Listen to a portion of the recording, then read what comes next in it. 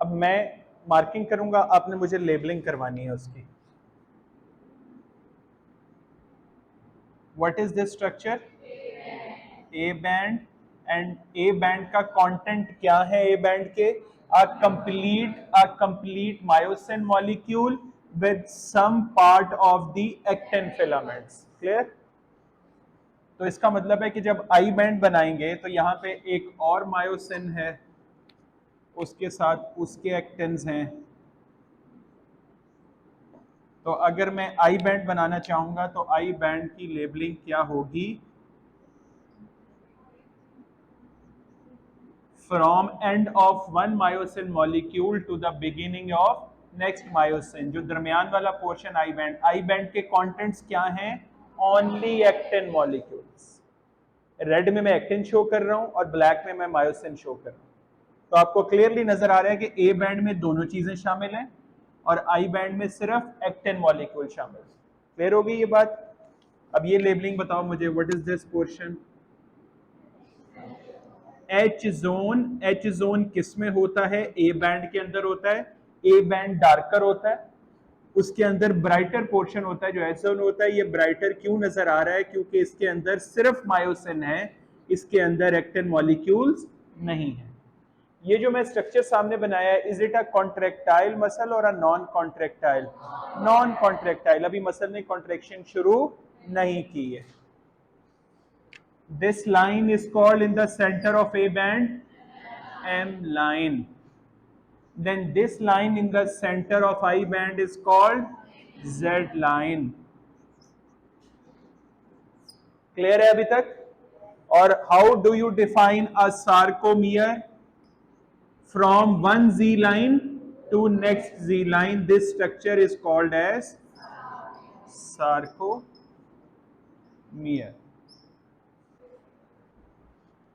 From one Z line to next Z line, this structure is called sarcomere. How do you define a sarcomere? Smallest contractile unit of a skeletal muscle cell. Clear हो गई यहां तक बात? Okay. तो जब sarcomere में contraction शुरू होती है तो क्या पास आ रहा है? G line closer, coming closer. What is happening to I band? Shorter, क्योंकि जी लाइन आई बैंड के सेंटर में है। तो अगर जी लाइन करीब आएंगी तो ऑटोमेटिकली वो आई बैंड को क्या कर रही हैं? शॉर्ट कर रही हैं। Is there anything happening to H zone? Yes, it is also becoming shorter. And is there anything happening to A band? अगर मैं आपसे ये लॉजिक पूछूं, why nothing is happening to A band during the muscle contraction, there is just one simple reason for that. Because nothing is happening to the myosin molecule during contraction. Myosin की length contraction के दौरान change नहीं होती। होती तो actin की भी change नहीं, लेकिन एक्टिन चौंके स्लाइड कर जाता है मायोसिन के ऊपर, तो उसकी वजह से हम कहते हैं कि आई बैंड छोटा हो रहा है। लेकिन अगर कहीं ये एमसीक्यू में आ जाए कि क्या मायोसिन की लेंथ छोटी होती है कॉन्ट्रैक्शन में या एक्टिन की, तो neither of them. The length of these two molecules of these two myofilaments, it remains same. It is just the sliding. Clear हो गई बात? Clear हो गई? So nutshell कर लें, during contraction Z line come closer, I band shorten, H zone shorten, A band no change. What will happen in a completely contracted muscle? H zone disappear। क्योंकि मैंने आपको कल भी मिसाल दी थी, मैं आपको दोबारा समझा देता हूं कि for example this blue molecule is myosin and this green is actin and actin is sliding like this। इस साइड का एक्टिन ये है और इस साइड का एक्टिन ये है। अभी ऐसे स्लाइड कर रहे हैं एक दूसरे के ऊपर, तो स्लाइड करते करते सेंटर में आके they completely meet. When they completely meet, तो इससे ज्यादा अंदर नहीं आ सकते हैं। This is the state of maximum contraction and you know कि जो एक्टिन के मार्जिन है इनके दरमियान में ही तो एच जोन है, तो जब ये करीब आते जाएंगे तो फाइनली एच जोन डिसअपीयर्स। ये क्लियर हो गई बात? बिल्कुल okay.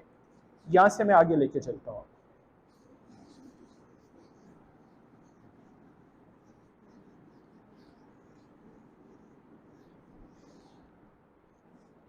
Now I am going to talk about the neuromuscular junction.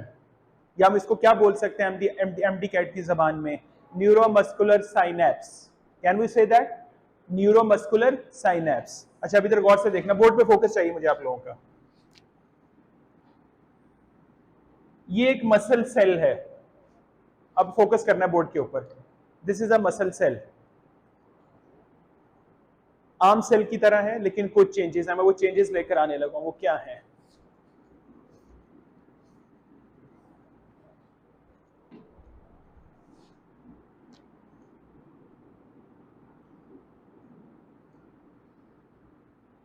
There are some specialized invaginations of this membrane।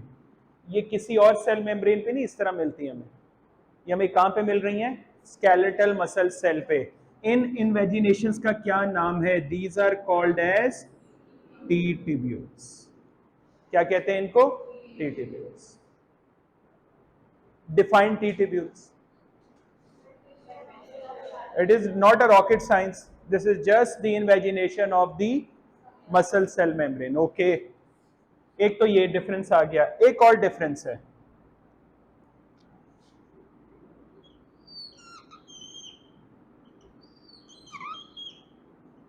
ये मैं कुछ स्ट्रक्चर बना रहा हूं स्पेशली जो टी ट्यूब्यूल के साथ जुड़े हुए हैं, बिल्कुल very closely present. These structures are called as smooth endoplasmic reticulum of the skeletal muscle cell। ये कोई डिफरेंट चीज नहीं है, हर सेल में मिलती हैं, यहां भी हैं, इनका नाम यहां पे डिफरेंट है। इनको स्मूथ एंडोप्लाज्मिक रेटिकुलम नहीं कहते, बल्कि क्या कहते हैं? Sarcoplasmic reticulum. तो सार्कोप्लाज्मिक रेटिकुलम RER है या SCR है? SCR। RER वो जो राइबोसोम वाला प्रोटीन वाला नहीं है। अच्छा जो SCR है उसका नॉर्मल सेल में फंक्शन क्या है? Lipid metabolism, detoxification, harmful drugs, आप लोगों ने पढ़ रखा है फर्स्ट ईयर के अंदर। ये काम ये नहीं कर रहा, इसका काम एंटायरली डिफरेंट है। क्या काम है इसका? अल्लाह ताला ने बिल्ट इन इसके अंदर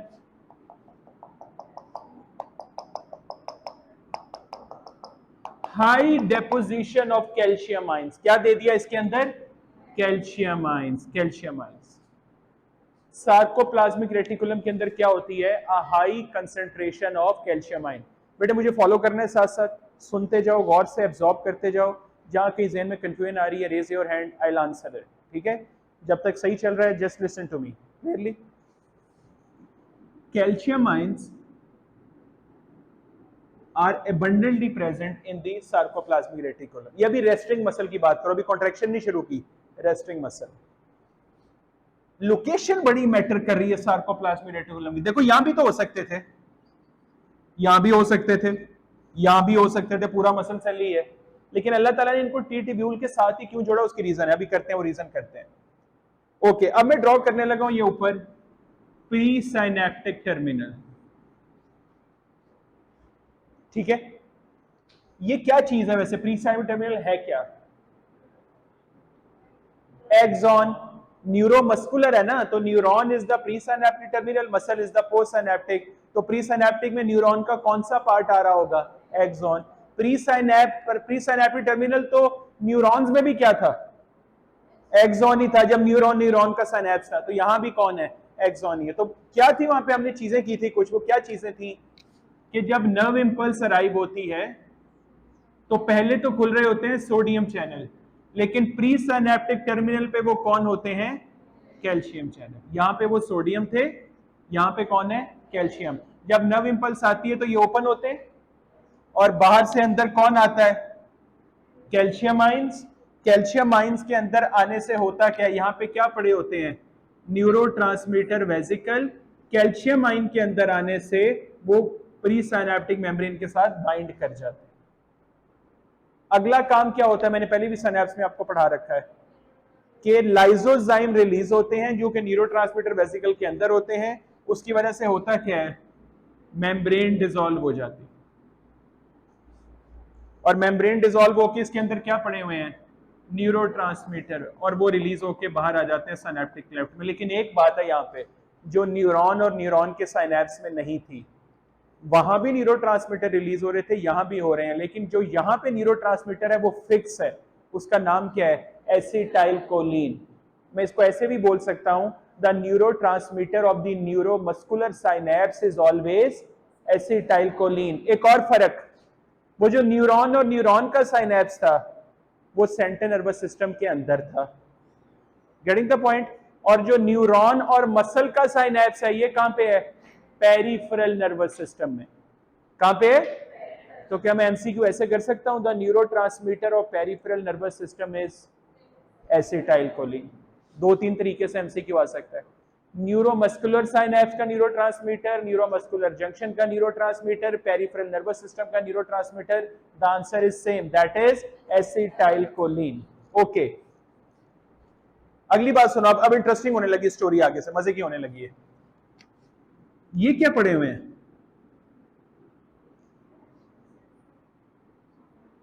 ये अंदर की तरफ भी आ रहे हैं, टीटीब्यूल के अंदर भी हैं। What are these? These are sodium channels. ये बिल्कुल वैसे ही जैसे न्यूरॉन में थे, वहां भी तो यही था ना। हो क्या रहा था? Neurotransmitter vesicle bind, neurotransmitter sorry bind करता था इसके साथ आके, न्यूरोट्रांसमीटर बाइंड करता था आके, और बाइंड करने के बाद इनको ओपन करता था, और अंदर एंटर कौन होते थे? Sodium ions. कौन एंटर होते थे? सोडियम। ये वही है यहां पे। लेकिन जरा एक बात तो बताओ मुझे गौर से देख के, जो वहां नहीं थी न्यूरॉन, न्यूरॉन के वहां का मतलब है मेरा न्यूरोनल साइनेप्स। यहां पे सोडियम एंटर हो तो रहा है अंदर, लेकिन अंदर एंटर होती है उसको सामने कौन मिल रहा है? Sarcoplasmic reticulum. न्यूरॉन में था ऐसा कुछ? ऐसा कुछ भी नहीं। जो पोस्ट सिनेप्टिक न्यूरॉन था उसमें क्या था? सोडियम एंटर होता था, एंटर होके फैल जाता था अंदर, स्प्रेड आउट, इजंट इट? लेकिन यहां पे इसको स्प्रेड नहीं होने दिया जा रहा। कौन नहीं होने दे रहा इसको स्प्रेड? मैं अब आपको इंपॉर्टेंस बताना चाह रहा हूं कि सार्कोप्लाज्मिक रेटिकुलम अल्लाह ताला ने क्यों टीटीब्यूल के साथ रखा है। उसकी रीजन क्या आपको पता लग रही है? कि सोडियम आइंस को फैलने नहीं दिया गया, वहीं पे ले लिया गया। अगली बात, जब आगे सार्कोप्लाज्मिक रेटिकुलम आ रहे हैं तो आते ही यहां पे सोडियम आइंस के लिए उनके रिसेप्टर्स पड़े होते हैं। क्या पड़े होते हैं? रिसेप्टर्स। चैनल्स नहीं बोला मैंने। What is the difference between a channel and a receptor? A channel, when opens up, allows something to pass through it. But receptor को हम ओपनिंग नहीं कहते, हम ये नहीं कहते रिसेप्टर ओपन हो गया, हम कहते हैं रिसेप्टर एक्टिवेट हो गया। क्या कहते हैं हम? रिसेप्टर। हम रिसेप्टर के लिए टर्म यूज करते हैं एक्टिवेटेड, इनएक्टिवेटेड, और चैनल्स के लिए टर्म क्या यूज करते हैं? Open, close. तो मैंने क्या बोला? ये सोडियम के क्या है? रिसेप्टर। इसका मतलब है सोडियम इन्हें बाइंड तो कर सकता है, लेकिन सोडियम सार्कोप्लाज्मिक रेटिकुलम के अंदर एंटर नहीं हो सकता। चलो, रिसेप्टर को बाइंड कर गया सोडियम, बाइंड करने से सार्कोप्लाज्मिक रेटिकुलम एकदम एक्टिवेट होता है, और इसके ऊपर एक चैनल्स होते हैं। क्या होते हैं? चैनल्स। जब ये एक्टिवेट होता है पहला रिसेप्टर, तो वो उन चैनल को क्या कर देता है? ओपन कर देता है। और उस चैनल से निकल के बाहर कौन आएगा? अंदर क्या था? Calcium ions.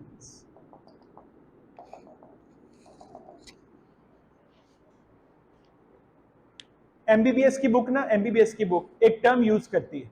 अब मैं मेडिकल कॉलेज में भी पढ़ाता हूं, तो मैं इस चीज को कोऑर्डिनेट कर सकता हूं आप लोगों के लिए। वो एक टर्म यूज करती है, मैं यहां पे लगाता हूं, आपने मुझे बताना है वो टर्म कैसी है। वो कहता है कि स्केलेटल मसल सेल को कॉन्ट्रैक्शन को कहता है सोडियम इंड्यूस्ड कैल्शियम रिलीज। बन रहा है? सेंस बन रही है? सोडियम इंड्यूस्ड कैल्शियम रिलीज, मतलब अगर सोडियम नहीं आएगा, वो अपने रिसेप्टर से नहीं लगेगा, तो ये वाले जो चैनल स्पेशल हैं ये ओपन नहीं होंगे और कैल्शियम बाहर नहीं आएगा। कॉन्सेप्ट समझ आ गया ना? चीज वही है, उसको बताने का तरीका एमबीबीएस की बुक में डिफरेंट। पॉइंट समझ आ रहा है? Sodium induce calcium release. Calcium आ गया बाहर। अब कैल्शियम जब बाहर आता है तो बाहर आके कहा, इसका टारगेट साइट कहां है? गौर से, दो तीन टारगेट साइट होती हैं, हम यहां एक पे ही फोकस करेंगे, हमने उसी पे जाना है। वो जो टारगेट साइट इसकी सबसे इंपॉर्टेंट है, मैं मॉलिक्यूल बना रहा हूं एक यहां पे आपको समझाने के लिए। ये किस तरह का बनाया मैंने? एबीसी के अल्फाबेट में कैसा लग रहा है ये? इन्वर्टेड वाई, ऐसा ही लग रहा है। ये मैंने किसी लॉजिक के तहत बनाया, मैं आपको समझाता हूं। इधर देखो, इधर देखो बच्चों, इस मॉलिक्यूल का नाम है ट्रोपोनिन। क्या नाम है इस मॉलिक्यूल का? Another thin filament other than actin. Thin filament 3 बोले थे हमें लेक्चर के शुरू में, ट्रोपोनिन, एक्टिन, ट्रोपोमायोसिन। किसकी बात कर रहे हैं? ट्रोपोनिन की। इसकी 3 बाइंडिंग साइट है, 1 2 3। जब कैल्शियम नहीं लगता ना आके, अभी इस पे नॉन कॉन्ट्रेक्टाइल बता रहा हूं, गौर से बात सुननी है। जब कॉन्ट्रेक्शन में नहीं होता स्केलेटल मसल, तो ट्रोपोनिन 2 चीजों से लगा होता है, ट्रोपोमायोसिन और दूसरी तरफ एक्टिन। किन 2 चीजों से ट्रोपोनिन लगा होता है? ट्रोपोमायोसिन और एक्टिन। वो दोनों भी तो थिन फिलामेंट ही है ना, उनको पकड़ा हुआ है इसमें, दोनों को पकड़ा हुआ है। ये किसकी साइट है लगने की? कैल्शियम। अब जरा इधर गौर से देखो, कैल्शियम रिलीज हुआ, कैल्शियम लग गया आके, लग गया कैल्शियम। जैसे ही कैल्शियम लगता है ट्रोपोनिन एक्टिव हो जाता है। क्या हो जाता है? एक्टिव। अब अगली बात गौर से सुनो, जब कैल्शियम नहीं लगा था तो ट्रोपोमायोसिन एक्टिन के ऊपर लिपटा होता। दोबारा सुनो, जब कैल्शियम ट्रोपोनिन पे नहीं लगा था, तो ट्रोपोनिन तो दोनों से अटैच था ही। मैं क्या कह रहा हूं आपको, मैं अगली बात कर रहा हूं कि तब ट्रोपोमायोसिन एक्टिन के ऊपर बिल्कुल ऐसे लिपटा हुआ है। मैं बना के दिखाता हूं आपको, जब देखो। For example this is actin molecule, मैं रेड में ट्रोपोमायोसिन बना रहा हूं, लिपटा हुआ है जस्ट लाइक दिस। लेकिन किन जगहों पे? क्या पूरे एक्टिन पे लिपटा हुआ है? नहीं, कुछ खास जगहों पे, और उन जगहों का कोई नाम है, ये बॉक्सेस बना रहा हूं मैं। ये जहां जहां पे टच कर रहा है ना वो एक्टिन को, उनके बॉक्सेस बना रहा हूं, and these are called as myosin binding heads on actin filaments. क्या कहते हैं इनको हम? Myosin binding heads on actin filaments. अब मुझे बताओ, इधर देखो मेरी तरफ, जब मायोसिन बाइंडिंग हेड्स के ऊपर ट्रोपोमायोसिन लगा हुआ है, तो वो किसको नहीं लगने देगा? मायोसिन को। उसने मायोसिन की जगह घेरी हुई है। आप लोग इस सीट पे बैठे हो, इस सीट पे कोई दूसरा नहीं बैठ सकता आगे जब तक आप लोग बैठे हो। You have occupied that place, isn't it? If someone else wants to sit on this seat, तो आप पिछले स्टूडेंट को उठना पड़ेगा ताकि नया आए। तो ट्रोपोमायोसिन ने उन सीट्स को संभाला है। उन सीट्स का नाम क्या है? Myosin binding heads. ये बड़ी हैरानकुन बात है, नाम है मायोसिन बाइंडिंग हेड्स, लेकिन है किसके ऊपर? एक्टिन के ऊपर। किसके ऊपर है? एक्टिन के ऊपर। और इन नॉन कॉन्ट्रैक्टाइल मसल उनको किसने कवर किया हुआ है? ट्रोपोमायोसिन ने। तो जरा लॉजिक लगाओ, जब कैल्शियम ट्रोपोनिन से बाइंड करेगा, मैं ट्रोपोनिन भी बनाता हूं, चलो यहां पे ट्रोपोनिन भी बना रहा हूं, ये ट्रोपोनिन, ये ट्रोपोनिन, ये ट्रोपोनिन, ये ट्रोपोनिन, क्योंकि ट्रोपोनिन ट्रोपोमायोसिन से भी लगा हुआ है, एक्टिन से भी लगा हुआ है। अब गौर से देखो, जब ट्रोपोनिन पे कैल्शियम लगेगा आके, तो ट्रोपोनिन क्या करेगा? ट्रोपोमायोसिन को मायोसिन बाइंडिंग हेड से रिमूव कर देगा। क्या करेगा ट्रोपोनिन? ट्रोपोमायोसिन को मायोसिन बाइंडिंग हेड से रिमूव कर देगा। चाह क्या रहा है ट्रोपोनिन? क्या चाह रहा है? कि मायोसिन एक्टिन से बाइंड करे, ताकि वो क्या करें? कॉन्ट्रैक्शन करें। बेटे ये इतना लंबा थ्योरी करने का मकसद ही क्या है? एंड पे कैल्शियम क्यों आ रहे हैं सार्कोप्लाज्मिक रेटिकुलम से निकल के? कॉन्ट्रैक्शन करवानी। तो अगर ट्रोपोमायोसिन भाईजान रास्ते से नहीं हटेंगे इतनी मेहनत के बाद, क्या फायदा फिर कैल्शियम के आने का? और अब देखो तरतीब से समझो, अब मैं कुछ क्वेश्चन पूछता हूं, आपने आंसर करना है। ट्रोपोनिन को एक्टिवेट किसने किया? कैल्शियम आइंस ने। ट्रोपोनिन ने एक्टिव होने के बाद क्या किया? ट्रोपोमायोसिन को मूव करवा दिया। इसको इंग्लिश में ऐसे बोलते हैं, troponin moves tropomyosin out of the way. Can I say that? Troponin moves tropomyosin out of the way. किसके रास्ते से हटा रहा है? मायोसिन के रास्ते से। कि मायोसिन बाइंड करना चाह रहा है, ये भाईजान रास्ते में खड़े हुए। तो ट्रोपोनिन ने ट्रोपोमायोसिन का निकलो भाई यहां से, साइड पे हो जाओ, उनको मिलने दो आपस में। तो मायोसिन साथ ही आके उसे बाइंड हो गया। मायोसिन के हेड ऐसे होते हैं ऊपर, ये मायोसिन मॉलिक्यूल थिक बना रहे हैं ना, जरा मोटा होता है तो बड़ा बना रहा हूं इसको।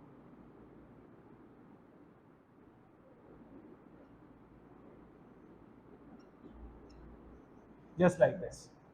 ये हेड्स वेट कर रहे हैं बिल्कुल के निकले ट्रोपोमायोसिन रास्ते से, और हम क्या कर रहे हैं? उसके साथ बीट कर। सो व्हाट हैपेंस व्हेन अब मैं रेड सिर्फ रेड मिटा रहा हूं यहां से, जो रेड पार्ट है, क्योंकि रेड हमने ट्रोपोमायोसिन लेबल किया था ना, मैं सिर्फ वो मिटा रहा हूं। अब जैसे ही एक्सपोज होते हैं तो हेड आके किससे लग जाते हैं? Myosin binding site on the actin filament, इससे बाइंड कर जाते हैं। यहां तक कोई चीज क्लियर ना हो अभी तक? क्लियर हो गई यहां पे? लास्ट बात, जब ये बाइंड करते हैं तो गौर से देखो, ये चप्पू की तरह की शेप होती है इनकी, जो कश्ती का चप्पू होता है, बिल्कुल वैसी शेप है इनकी। तो जैसे ही ऐसे बाइंडिंग, इनके हेड ऐसे निकले हुए नीचे ऐसे। अब जैसे फॉर एग्जांपल नीचे ये एक्टिन मॉलिक्यूल है, बोर्ड मार्कर बना लेता हूं मैं, ये एक्टिन मॉलिक्यूल है, इसको ऐसे लग गए आके। अब क्या करते हैं, उसको ऐसे स्लाइड करवा दें, जस्ट लाइक दिस। वो स्लाइड करके ऐसे चल रहे। मायोसिन मूव नहीं करता, मूव एक्टिन करता है, और इसको करवा कौन रहा है? वो मायोसिन करवा रहा है। मूवमेंट भी हो गई, वो बन गया A band, I band, H zone, वो वापस उसमें वाली थ्योरी होगी पूरी, आगे यही होता है। उसके बाद क्या होगा? नर्व इंपल्स खत्म हो गई, यहां पे गॉन, एक गुजर गई ना, खत्म हो गई। Neurotransmitter acetylcholine gone, sodium channel close, मजीद कैल्शियम रिलीज नहीं होती। मैं ये नहीं कह रहा कि जो कैल्शियम निकल गया वो वापस आ रहा है, मैं अभी सिर्फ इतना कितना बता रहा हूं आपको कि जब सोडियम आइंस मजीद नहीं आ रहे तो नई कैल्शियम रिलीज सार्कोप्लाज्मिक रेटिकुलम से नहीं हो रही। What will happen to these calcium ion जो ऑलरेडी रिलीज हो चुके हैं? इनका क्या बनता है बेटे, जब पीछे से और आना बंद हो जाते हैं ना, तो इनको ट्रिगर मिलता है, ये वापस जाना शुरू हो जाते हैं। क्या करना शुरू हो जाते हैं? वापस सार्कोप्लाज्मिक रेटिकुलम में जाना। जरा गौर से एक बात सुननी है, गौर से। सार्कोप्लाज्मिक रेटिकुलम जब कैल्शियम आयन को रिलीज करवाता है ना into the cytoplasm of muscle cell, release होने के बावजूद भी सार्कोप्लाज्मिक रेटिकुलम में ज्यादा है, बाहर कम है। ये जो अगली बात मैं करने लगा उसमें लॉजिक फिट होगी। मैं क्या कह रहा हूं आपको कि अगर sarcoplasmic reticulum during the contraction calcium ion release करवा रहा है सोडियम की वजह से, तो वो रिलीज होने के बाद भी अंदर ज्यादा है, बाहर कम है। तो अगर अंदर अभी भी ज्यादा है और बाहर कम है, तो कैल्शियम ने जब वापस जाना है अंदर, तो ये against the concentration gradient, down the concentration gradient, against. तो जब अगेंस्ट जाता है तो हमेशा क्या चाहिए होता है? ATP, active transport mechanism. कौन सा मैकेनिज्म चाहिए? एक्टिव ट्रांसपोर्ट, ताकि दोबारा वापस चला जाए। और इसके लिए प्रॉपर एक पंप काम कर रहा है यहां पे सार्कोप्लाज्मिक रेटिकुलम के ऊपर, उसका नाम है कैल्शियम एटीपीएस पंप। नाम देखो कैसा है उसका। एक हमने एटीपीएस पंप कहां किया था? नर्व इंपल्स में। सोडियम पोटेशियम एटीपीएस पंप जो मेम्ब्रेन को रीजनरेट करता है, रेस्टिंग मेम्ब्रेन पोटेंशियल को। एक पंप यहां पे आ गया, इसका नाम क्या है? Calcium ATPase pump. ये भी क्या कर रहा है? Calcium against the concentration gradient with the use of 1 ATP. बात समझ आ रही है अभी तक? मैं आपसे एक सवाल पूछूं, एसएमटी कैट का है तो नहीं, मैं पूछ लेता हूं। सार्कोप्लाज्मिक रेटिकुलम के ऊपर कितने रिसेप्टर या चैनल हैं?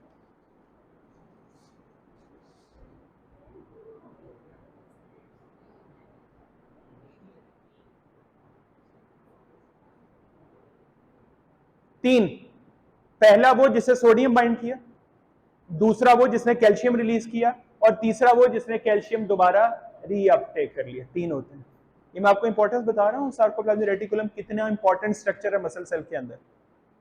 हम आम सेल के अंदर ना स्मूथ एंडोप्लाज्मिक रेटिकुलम को खास लिफ्ट नहीं फेंकते, लेकिन यहां पे तो मेजर काम ही कौन सी ऑर्गेनेली कर रही है कॉन्ट्रैक्शन के दौरान?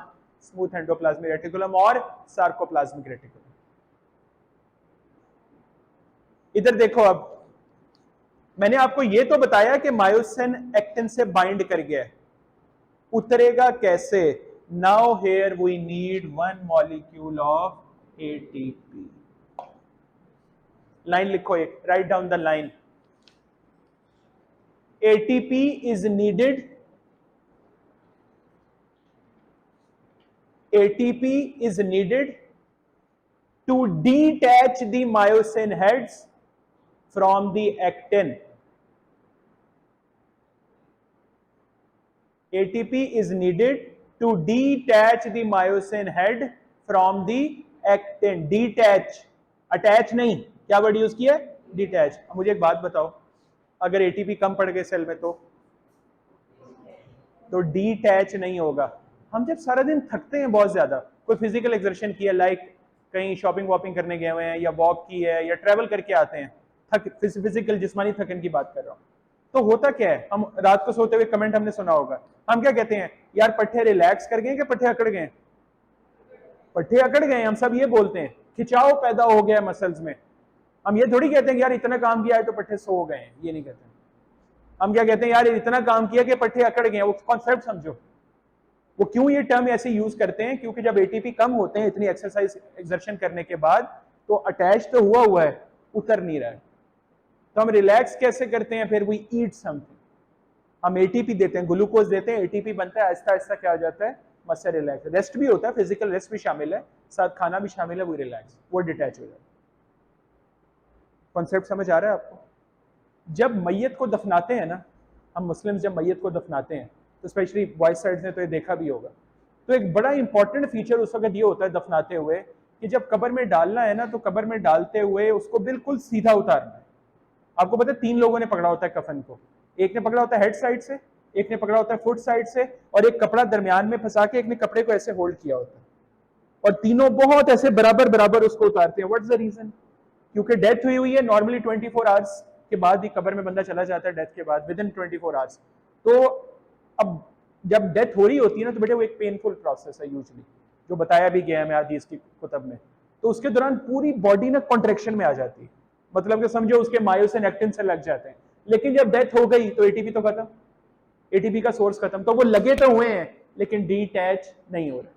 तो बॉडी एक ककड़ाव फेज में होती है, उसको हम राइगर मोर्टिस बोलते हैं उस जबान में, लेकिन सिंपल समझने के लिए इतना ही बहुत। तो वो मैं आपको मिसाल देना चाह रहा हूं कि इनकी डिटैचिंग के लिए एटीपी की कितनी ज्यादा importance.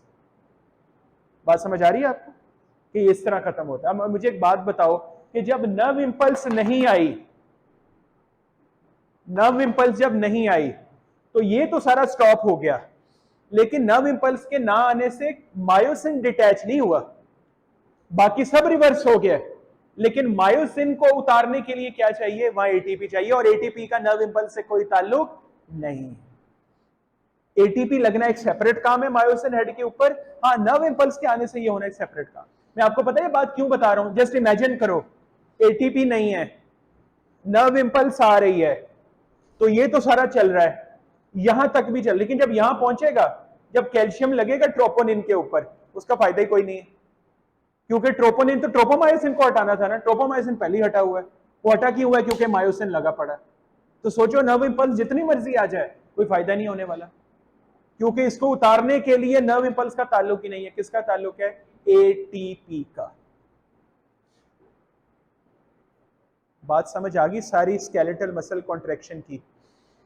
I try to explain it in quite a good detail to you people, ताकि आपको ये क्लियर हो जाए कॉन्सेप्ट और बड़ा पर्टिकुलर हो जाए कि ओके हमने इसमें क्या हैंडल करना है। हैंडल कर लोगे इसको इंशाल्लाह? Good. Now I will shift to the multimedia slides. ये देखो, ये मैं आपको दिखाना चाह रहा हूँ, जरा मुझे फोकस चाहिए आपका यहाँ पे। Let me switch off this slide please.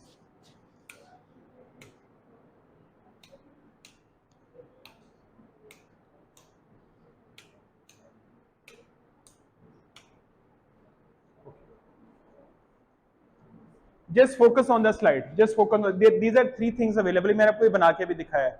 The thick blue are actin, the orange one is tropomyosin and the blue one are troponin. ठीक हो गया?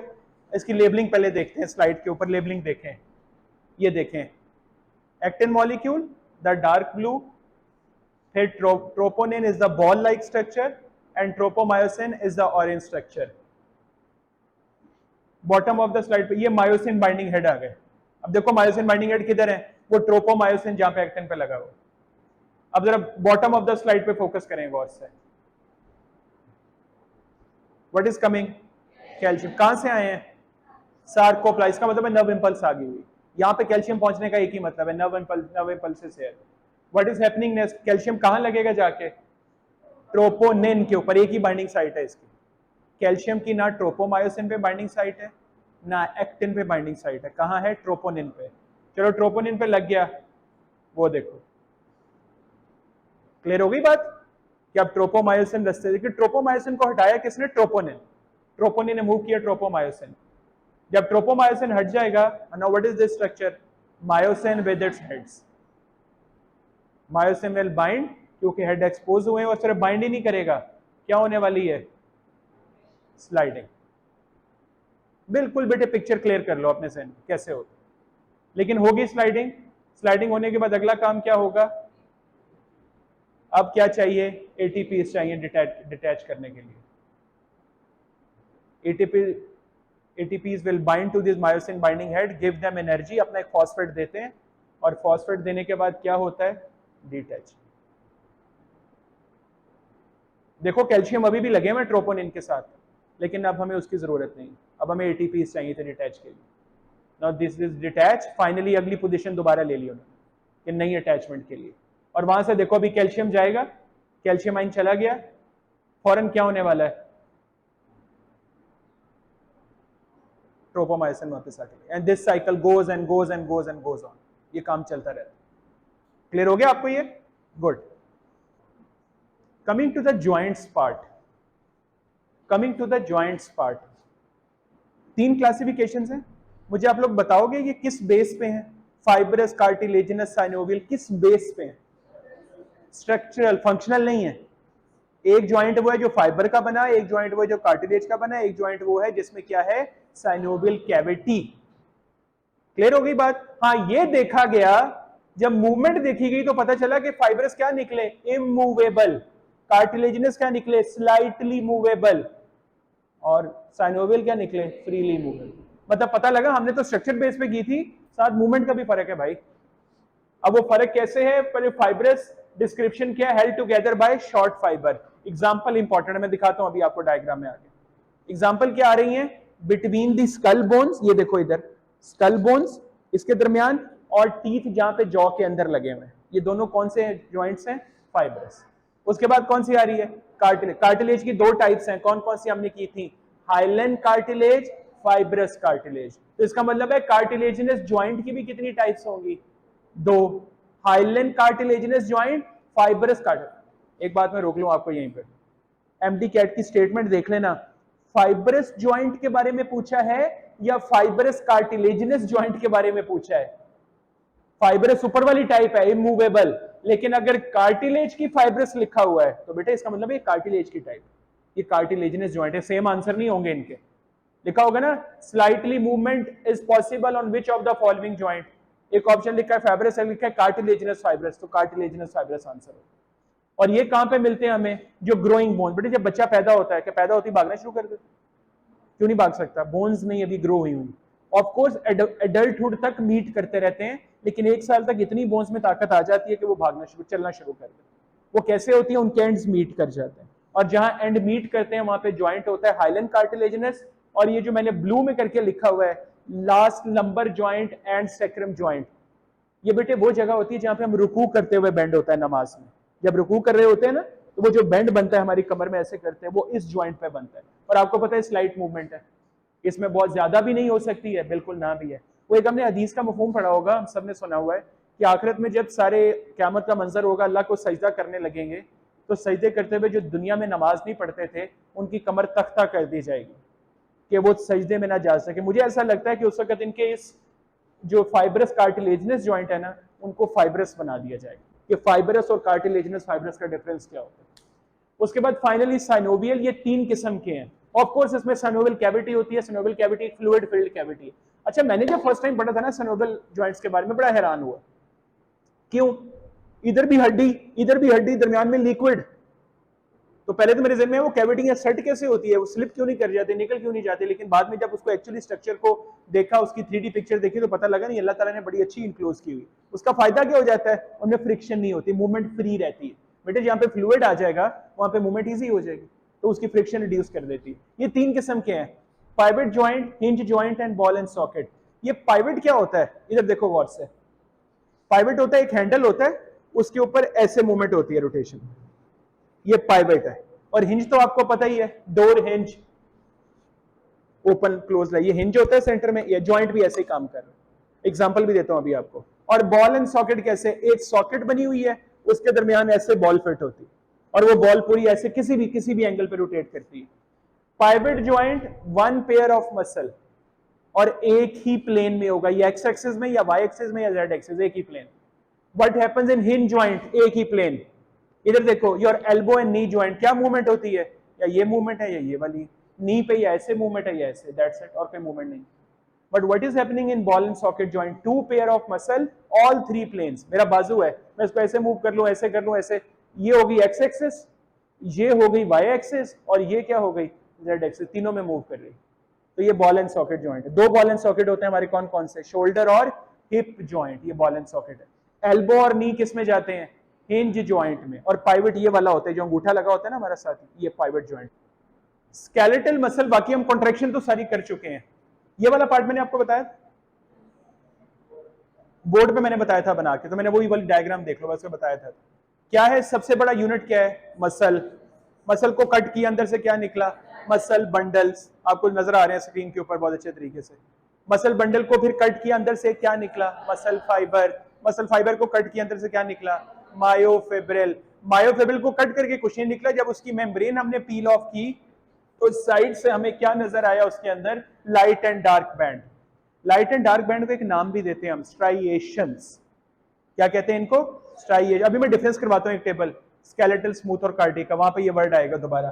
तो स्ट्राइएशन नजर आए, जब उनको स्टडी किया तो उनको पता लगा यार इसमें एक थिक फिलामेंट है जो मायोसिन है, और कुछ थिन फिलामेंट्स भी हैं, एक्टिन, ट्रोपोनिन, ट्रोपोमायोसिन, जो क्या करते हैं, कॉन्ट्रैक्शन करते हैं।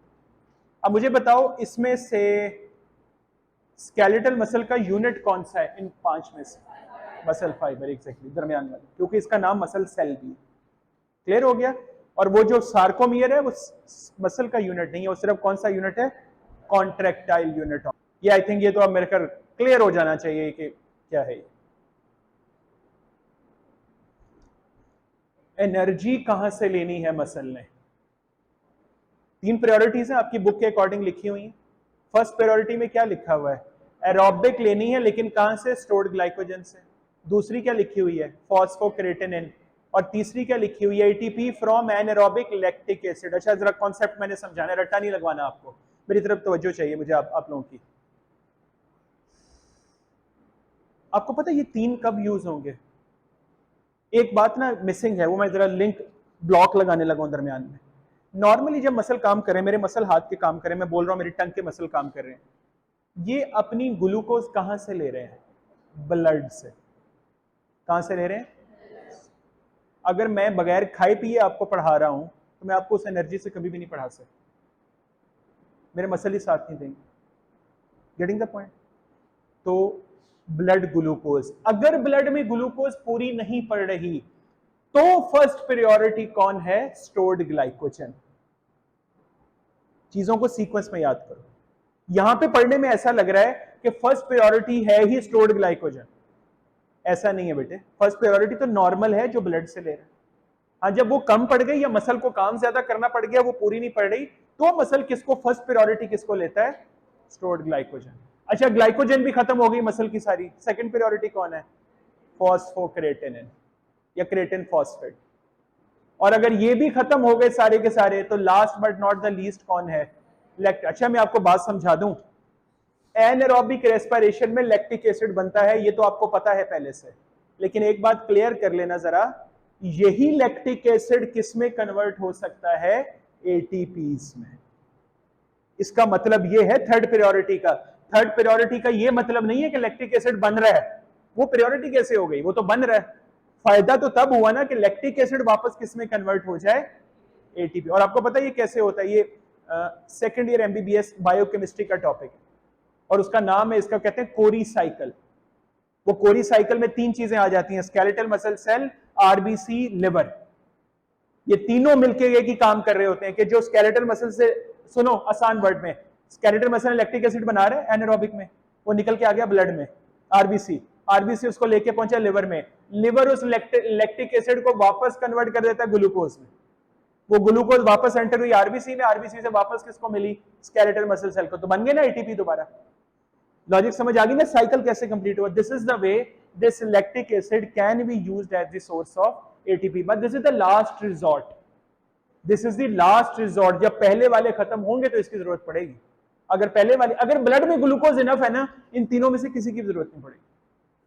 अब एनर्जी सोर्स का मतलब समझे आपने कि कैसे आपने इसको याद करना, याद रहेगा। इसमें एक ऐसी चीज है जो बॉडी में किसी सेल में और हमें नहीं मिलती, एनर्जी सोर्स के अंदर, ग्लाइकोजन हमें लिवर में भी मिलता है। लैक्टिक एसिड और सेल्फ में भी बन सकता है, लेकिन ये जो क्रेटिन फॉस्फेट है ना, it is a specialised structure given to the muscle. ये करता क्या है, एटीपी बनाता कैसे है, अपना फॉस्फेट एडीपी को दे देता है, एडिनोसिन डाइफॉस्फेट, और वो इसके फॉस्फेट को लेके क्या बना देता है दोबारा, ATP. This is how it does that. Clear? Energy source this one. Now will focus on the differences between the three. बहुत ही आसान है, मेरी तरफ फोकस करो आप लोग। आप मुझे देखो, टेबल में आपको दिखा देता हूं अभी। असल जो डिफरेंस है ना, जो मैं समझता हूं करना आसान है, वो स्केलेटल और स्मूथ का है। किसका है? स्केलेटल और स्मूथ का। कार्डियक ऐसा है जो कुछ फीचर स्केलेटल की ले लेता है, कुछ फीचर किसकी ले लेता है, स्मूथ की ले लेता है, वो मिक्सअप है। असल जो डिमार्केशन है ना, मतलब यस या नो वाली बात है, वो स्केलेटल और स्मूथ में। सबसे बड़ा यस और no, skeletal voluntary control, smooth involuntary. Cardiac में बाद में फिट करता हूं, मुझे इन दो के डिफरेंस करने दो। एक फर्क। दूसरा फर्क, जब माइक्रोस्कोप के नीचे देखा गया ना स्केलेटल मसल सेल को, तो पूरी ज़ेब्रा स्किन की तरह स्ट्राइएशंस नजर आई। अभी मैंने वर्ड यूज किया था पीछे, स्ट्राइएशंस। वो क्या थी, जैसे dark light dark light dark light, और वो क्या थे, A band I band A band I band, और ये बड़ी नजर आई। जब स्मूथ मसल सेल को देखा ना, there were no striations at all. इसका मतलब है, क्या मैं ये कह सकता हूं कि स्मूथ मसल सेल के अंदर स्ट्राइएशंस नहीं होती? क्या मैं ये कह सकता हूं कि स्मूथ मसल सेल के अंदर ए और आई बैंड नहीं होते? एक्टिन मायोसिन होते हैं स्मूथ के अंदर, लेकिन वो इस तरह से अरेंज नहीं होते जैसे किसमें होते हैं, स्केलेटल। बेटे ए और आई बैंड है ही क्या, अरेंजमेंट ऑफ मायोसिन और एक्टिन। स्मूथ मसल में भी एक्टिन मायोसिन कॉन्ट्रैक्ट करवाते हैं, लेकिन वो मैकेनिज्म ये नहीं है जो स्केलेटल में। क्लियर हो गया फर्क? और क्या फर्क है इसके अलावा? शेप का फर्क है। स्पिंडल शेप होते हैं true smooth muscle, true spindle shape होते हैं। जो स्केलेटल होते हैं उनकी जरा स्पिंडल शेप भी होती है, थोड़ी रेक्टेंगल टाइप भी होती है, डिफरेंट शेप्स होती है इसमें। एक और बहुत बड़ा फर्क, skeletal muscle has many nuclei पर cell, while the smooth muscle has one nucleus per cell। मुझे कोई लॉजिक बताएगा, मजा आ जाए ये सुन के। Why अल्लाह जल्ला शानहू has given skeletal muscles with so much nuclei for one cell? Please। Size increase होना नहीं है, लॉजिक नहीं है। What about नॉर्मल साइज, उसमें भी न्यूक्लियस ज्यादा होते हैं। माइटोकॉन्ड्रिया भी बहुत ज्यादा है ना, न्यूक्लिया भी बहुत ज्यादा है, क्यों? जब एटीपी ज्यादा बनने हैं, ग्लाइकोलिसिस ज्यादा चलनी है, क्रेब्स साइकिल ज्यादा चलना है, इलेक्ट्रॉन ट्रांसपोर्ट चेन ज्यादा चलनी है। जब ये तीनों चीजें ज्यादा चलनी है, तीनों चीजें एक ही चीज पे डिपेंडेंट है, that is enzymes. Glycolysis is a 10 step process, each step require a different enzyme, isn't it? Krebs cycle is a cycle, each step require an enzyme। Pyruvic acid का एसिटाइल कोएंजाइम में convert होना required enzyme, a very huge enzyme by the way. जो pyruvic acid को acetyl coenzyme में convert करता है ना, pyruvic dehydrogenase complex बोलते हैं उसको, वेरी ह्यूज एंजाइम। तो ये एंजाइम क्या है नेचर में? प्रोटीन्स। प्रोटीन कैसे बनते हैं? Process called translation. और ट्रांसलेशन का मैसेज कहां से आता है? न्यूक्लियस। mRNA tRNA कहां से आते हैं? न्यूक्लियस। तो इसीलिए अल्लाह ताला ने यहां पे इतने न्यूक्लियाई दे दिए हैं, जाओ खुले एंजाइम बनाओ, जाओ जितनी मर्जी कॉन्ट्रैक्शन करो, उनको लिमिट ही नहीं रखी। अब बात लॉजिक समझ आ गई? इसकी बात एक और भी फिट होती है, अगर स्मूथ मसल में एक न्यूक्लियस है तो इसका मतलब है वहां पे एटीपी रिक्वायरमेंट भी कम है, वहां पे उतना एटीपी बहुत होगा। और अगली लॉजिक फिट करूं इसकी, स्मूथ मसल की स्पीड ऑफ कॉन्ट्रैक्शन क्या होती है? एक और डिफरेंस स्केलेटल स्मूथ का, स्मूथ मसल की speed of contraction is very slow. Skeletal की क्या होती है? आपकी मर्जी, आपकी मर्जी, उसको स्लो चलाओ तेज चलाओ। मैं आपसे बात करते हुए चल रहा हूं, ऐसे भी चल सकता हूं और ऐसे भी चल सकता हूं, राइट लेफ्ट होना शुरू हो जाए एकदम परेशान, मेरी मर्जी है ना। तो स्केलेटल मसल क्या होता है? From slow to rapid. Smooth क्या होता है? स्लो। खाना खा लेते हो तो कम से कम 3-4 घंटे तक, नॉर्मल इंसान की बात कर रहा हूं, 3-4 घंटे तक दोबारा खाना नहीं खा सकते, मिनिमम बता, नॉर्मल इंसान की, वो आप अप्लाई कर लो अपने। तो वो क्यों नहीं खा सकता 3-4 घंटे तक? स्टमक स्टोर भी करे, लेकिन साथ साथ आराम से खाना एक स्लो पेस पे चले। तो डिफरेंसेस हो गए स्केलेटल स्मूथ के। कार्डियक को कैसे फिट करें? स्ट्राइएशंस में कार्डियक किसका साथ दे रहा है? स्केलेटल का। स्ट्राइएशन कार्डियक में है, लेकिन फर्क क्या है? इररेगुलर है। ऐसे सीधी देखो, स्केलेटल की स्ट्राइएशंस कैसी हैं, ये सीधी, और इसकी कैसी हैं? कार्डिक की टेढ़ी मेढ़ी, इरेगुलर, ऐसे स्वेल, ठीक हो गया। स्मूथ में तो है ही नहीं। कार्डिक स्मूथ का साथ कैसे दे रहा है? इनवॉलेंटरी, यहां पे स्मूथ के साथ चला गया। मैंने कार्डिक कभी उधर है कभी इधर है, दोनों जगह चल रहा है। स्पीड ऑफ कॉन्ट्रैक्शन दरमियानी रख ली है इसमें, ना स्लो टू रैपिड है ना स्लो है, क्या है? Intermediate, 72 beats per minute. काम ऐसा है ना। हाँ, एक और बहुत बड़ा फर्क जो सिर्फ कार्डिक में बाकी दोनों में नहीं मिलता, you know what is that? Branch cell, intercalated disc, ना स्केलेटल में है ना स्मूथ। और ये ब्रांच अल्लाह ने क्यों बनाए हैं? इनको ब्रांच क्यों है बेटे? इनका काम ऐसा है, अगर हार्ट ने कॉन्ट्रैक्ट करना है सारे ने करना है। गट में ऐसा नहीं है, गट में अगर स्मॉल इंटेस्टाइन कर रही है, हो सकता है स्टमक ना कर रहा हो सकता है आगे लार्ज इंटेस्टाइन ना कर रही है, हो सकता है इसोफेगस ना कर रही है, लेकिन अगर हार्ट कर रहा है तो इसलिए एकदम इंपल्स फैले। तो अल्लाह ताला ने इनके दरमियान में दरवाजे खोले हुए हैं। इनकी सेल मेम्ब्रेन डब्बे की तरह नहीं है, कनेक्टेड है। इसी को क्या कहते हैं? इंटरकलेटेड डिस्क या गैप जंक्शंस या ब्रांच, एक ही नाम है इसका। बात समझ आ गई आपको इसके साथ? अब ये देखो, मैं ये सिर्फ बोल रहा हूं, मैंने सारा बता दिया, सिर्फ बोल रहा हूं। Muscle appearance unstriped, irregular stripe, उधर स्केलेटल में क्या है? Regular stripe. Cell shape spindle, branch, वो स्पिंडल और वो उसकी वैसे ही। नंबर ऑफ न्यूक्लिया पर सेल, स्मूथ में 1, स्केलेटल में मैनी। अच्छा, मैंने रेड में लिखा है कार्डिक के अंदर मैनी, कार्डिक में एक्चुअली 1 होता है, 1 to 2। लेकिन अगर आपको एमडी कैट में आ जाए, आपकी बुक में ऐसा लिखा हुआ, तो आप आंसर क्या करेंगे? मैनी। ये मैं क्लियर कर रहा हूं आपको। वैसे एक्चुअली 1 to 2 होते हैं, लेकिन अगर आपको एमडी कैट में आ जाए, आप मैनी करोगे, बुक में ऐसा लिखा है। स्पीड ऑफ कॉन्ट्रैक्शन अभी बताइए, स्लो, स्लो टू रैपिड, आपकी मर्जी। इसमें क्या है? इंटरमीडिएट। कॉन्ट्रैक्शन स्पॉन्टेनियस, खुद ब खुद हो रही है, या ऑटोनॉमिक नर्वस सिस्टम है। ये भी स्पॉन्टेनियस या ऑटोनॉमिक नर्वस सिस्टम है। ये क्या है? सोमैटिक नर्वस सिस्टम, आपकी मर्जी के साथ। फंक्शन क्या है? ये तो आपको पता ही है, digestive system, respiratory system, organ की मूवमेंट हल्की सी, ये ब्लड को पंप करता है, ये क्या करता है? स्केलेटन को मूव करवाता है। Voluntary involuntary, you already know that, दोनों इनवोलेंट्री हैं, स्केलेटल क्या है? Voluntary. Clear? So that's it about today's lecture. Any question, please ask. Thank you.